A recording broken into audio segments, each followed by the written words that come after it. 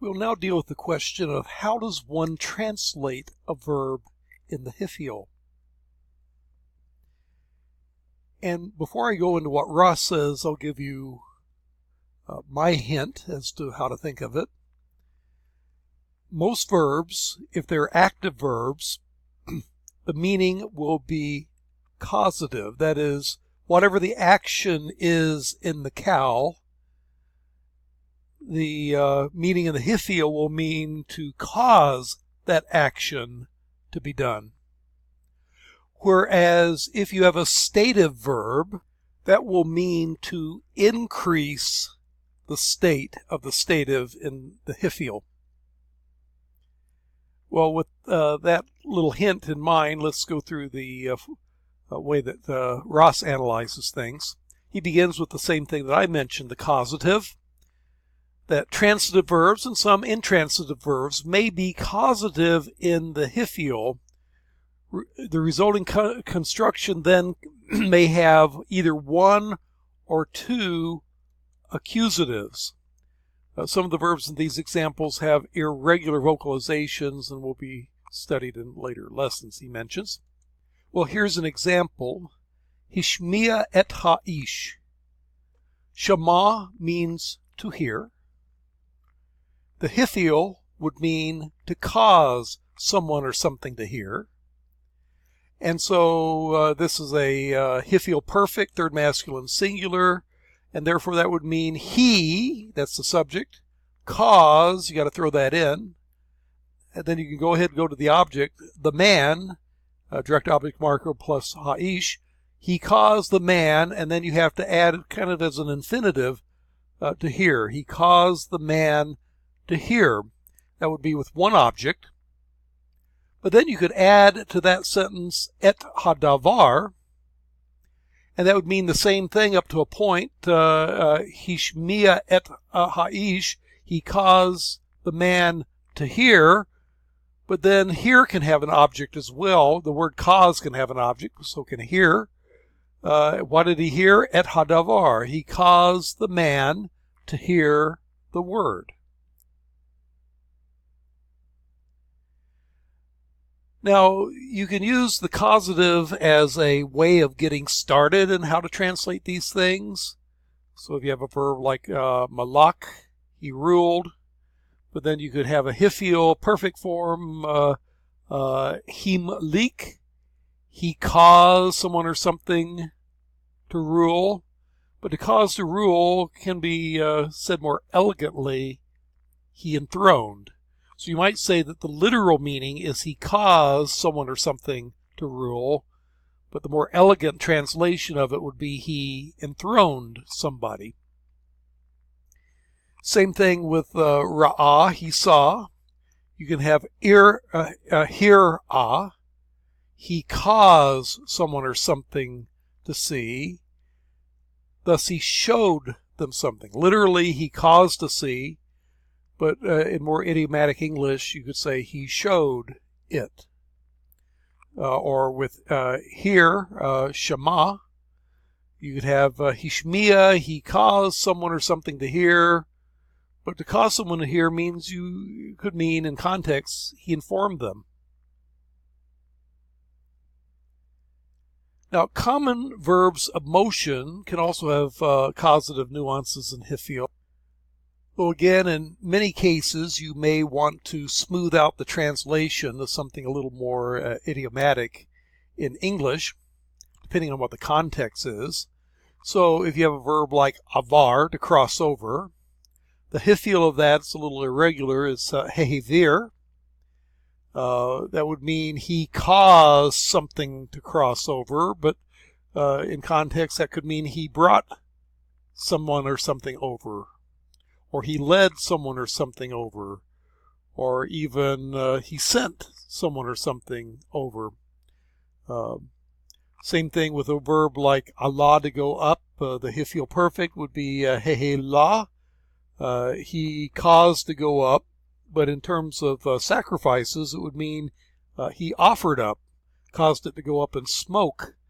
And so, again, the causative idea is probably the way you start off and how you would translate these things, but then you'll look for a more idiomatic way of expressing the idea.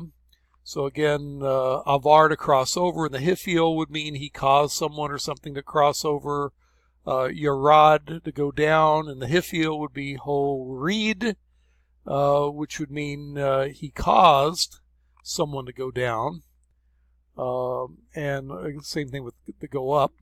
Though even though you can render it with this cause someone to do the action, often you'll find more elegant ways of translating if you know what you're doing. And I suppose at this stage I would tell you to translate kind of literalistically first, and then smooth that out as a second step so I can see that you understood that it was a hiphil, and then followed that. Another usage of the hiphil is that it can sometimes be a inner causative. So if you have a verb like karab, he was near, make it a hiphil, would be hikriv. Literally, he caused someone or something to come near. But it can also often be used of oneself. He caused himself to come near. He drew near. Likewise with shachat, he was corrupt. Make it a hiphil, chit. It can mean he caused himself to act corruptly. To be corrupt. He acted corruptly. Same thing with yatav. He was good, related to tov, good. The hiphil would be hetiv, and it could mean as a internal causative, he caused himself to be good. In other words, he did well. A third usage of the hiphil is like that of the pl. It can take certain nouns and turn them into verbs. So you can have the verb lashon, not verb, but a noun, lashon, tongue. Well, you can take the root of that, lamed, sheen, nun, turn it into a verb in the hiphil, hil, sheen, and literalistically, it would mean he caused the tongue to work, but it's used idiomatically of he slandered, he tongue lashed them, I guess you could say. He slandered them, hil, sheen. And likewise, the dust, afar, but then you can make it into a hiphil, fear, which would mean he dusted them, or he threw dust. And then for certain verbs, you get what are called declarative meanings. That is, you have the word sadiq, to be righteous, or the root sadak, to be righteous. Hitz dik would mean to cause someone to be righteous in the sense of what a judge does. He declared or pronounced someone in the right. He pronounced them not guilty, he pronounced them just. And that would be a declarative meaning, particularly for that particular verb is one of the more common usages of it. And then there's the category that Ross calls miscellaneous. Some hiphil verbs cannot be classified, and so you just have to go to the dictionary and look under the hiphil definitions to come up with a good way of translating it. One verb that's usually only used in the hiphil, shalach, in the hiphil is hishlik, means he cast. And then you have shamein, which means to be fat, and the hiphil would mean he caused himself to be fat. It could be an internal causative, or rather, he increased the fatness of of himself, namely, he grew fat.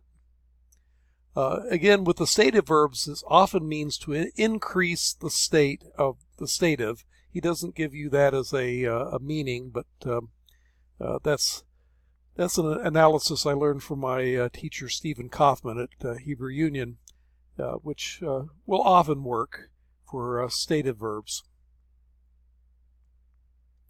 Well, anyway, using the simple causative idea, the forms of the hiphil verb then can be translated as you see. If you take malak as your paradigm now, malak would mean he reigned, but in the hiphil, he malik would mean he enthroned someone, he caused someone to reign.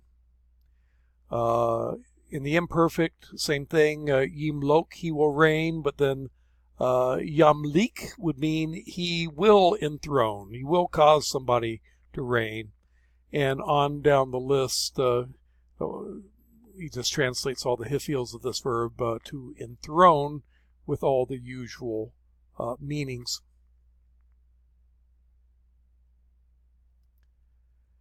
So, vocabulary. You have some verbs. You have a kal verb, gadol. In the kal, it means to be great. In the hiphil, it could mean to make great or magnify, sometimes to magnify oneself, but it can also mean to increase the greatness of. Zakar in the kal means to remember, but in the hiphil, it means to cause someone to remember, that is, to remind them, or to keep in remembrance, to remind oneself, internal causative, even to commemorate. This verb has a wide range of usages in the hiphil. The simple causative idea is to remind. However, the verb also means to meditate or to ponder, to make mention even, to commemorate or praise, cause oneself to remember orally, and hence to mention. And then you have lavash. The kal means to be clothed, to put on garments. In the hiphil, it would be to clothe somebody, or to array somebody. And then satar is used in the hiphil. And in the hiphil, histir, and notice there's a typo here, that should be a tav, not a chet. But it would mean to hide or conceal something. In the kal, it could mean just to hide. And then karab means to, in the kal, to come near or to approach. In the hiphil, it would be to cause something or someone to come near, hence to bring it, or if it's a sacrifice, to present it. Or internally, it could be cause oneself to draw near, and hence simply to draw near. The hiphil meaning of this verb is most often causative, to bring near, present, but it may, however, be used as a inner causative to cause oneself to be near. Then you have shachat, which in the hiphil means to spoil or to ruin or to corrupt or to pervert something. The form you'll see will be hishchit. The nifal is the passive, to be spoiled or corrupted. The pl means to ruin something. Verb doesn't occur in the kal, interestingly. And then you have shalak, and that should be a kamatz if they're going to put a vowel under it. Otherwise, it doesn't really occur much in the kal. So the hiphil form that you'll actually see would be hishlik. Means to throw or fling or cast. Again, only occurs in the hiphil and the hafal, which we'll learn in the next lesson. And then shamad in the hiphil means to destroy or to annihilate. Again, the hishmid is the form you'd actually see. And in the nifal is passive, to be destroyed. And then there's some noun. Bakor firstborn, Zakar male, Zeker memorial, and Zur a rock or cliff. And